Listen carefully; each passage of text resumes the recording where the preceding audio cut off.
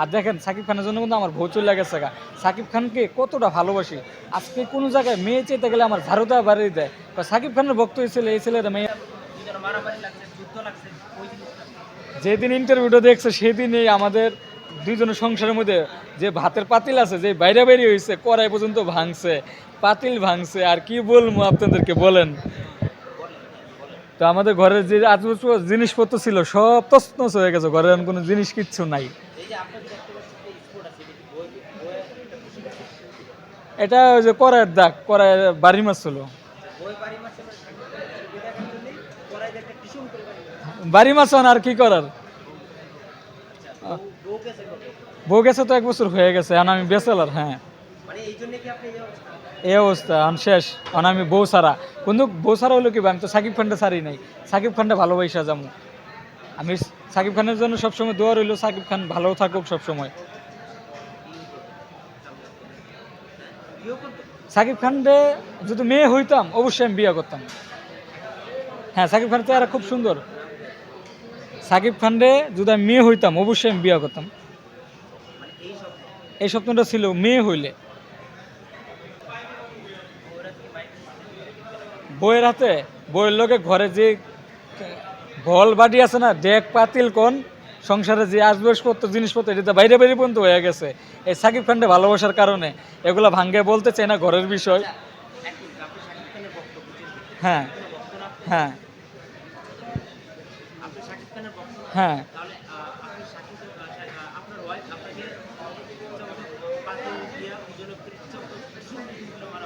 জি, জি। এখন আমাদের সংসার যেটাই হয়েছে এটা বলতে চাই না। একটা কথাই আপনাদেরকে আমি একটা কথাই বলতে চাই, সাকিব খানের জন্য সবসময় মন থেকে দোয়া করি সে ভালো ভালো ছবি উপহার দেব। কারণ সাকিব খানের জন্য বহুত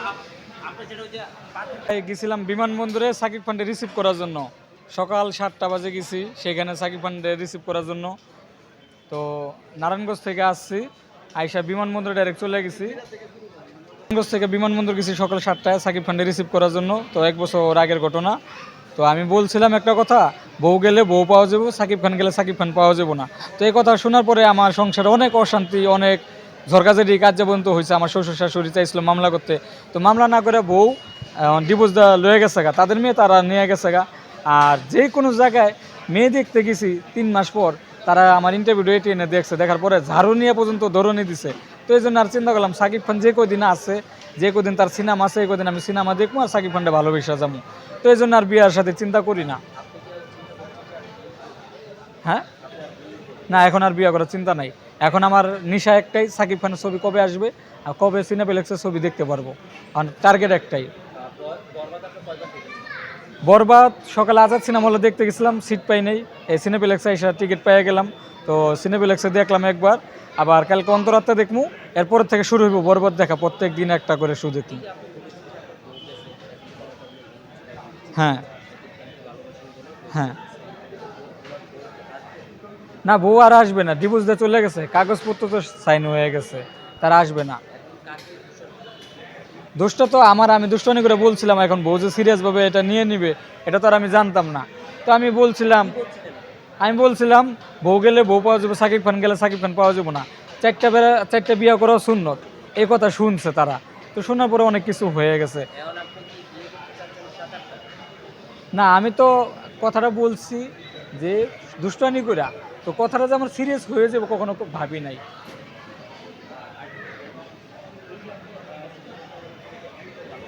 হ্যাঁ, তো সাকিব খানটা আমার বড় ভালো লাগে, তার চেহারা সুন্দর, তার চলাফেরা, সে যে সানগ্লাসগুলো পরে, তার হাঁটা চলাফেরাটা আমার কাছে আরও বেশি ভালো লাগে।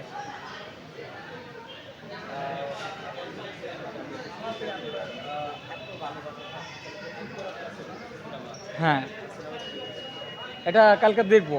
এটা আমার বন্ধুর কাছে টিকিট আছে রায়ান সিনেপ্লেক্সের, সে নদীর ওই পার কদমতলী, সেখানে দেখতে যাবো। হ্যাঁ,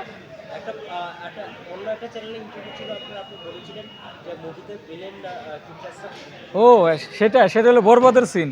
বরবাদে একটা জিনিসে ভালো লাগছে যে বলছে একটা কথা কি, বরবাদের জিনিসটা আমার প্রস্তাবের সিনটা বেশি ভালো লাগছে।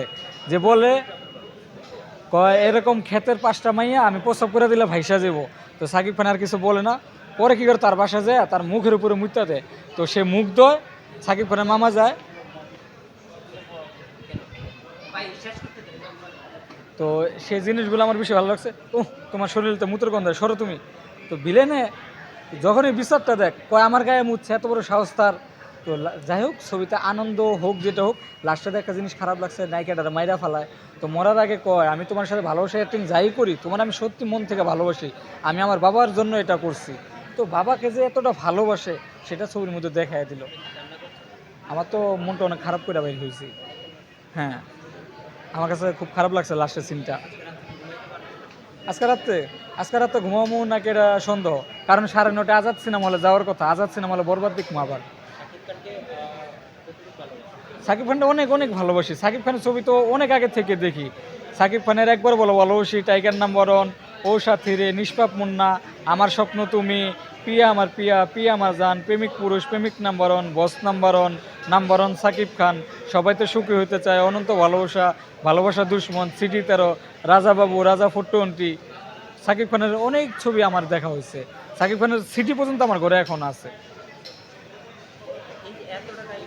আচ্ছা ভাই, বিবেকের কাছে প্রশ্ন করছি যখন বউটা গেছে গাহে, আমি এটা কি করলাম, কি করলাম কাজটা, আমি কেন এই কথাটা বলতে গেলাম।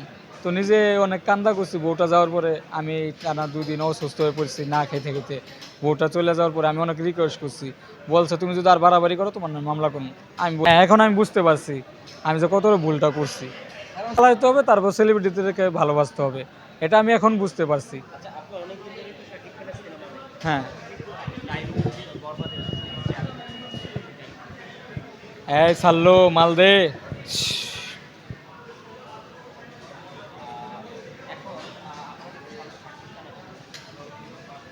আসলে তাকে আগে সালাম দেবো, ভাইয়া আপনি কেমন আছেন, আপনার জন্য আমাদের দোয়া থাকবে সবসময়, আপনি ভালো ভালো সিনেমা আমাদেরকে উপহার দেন।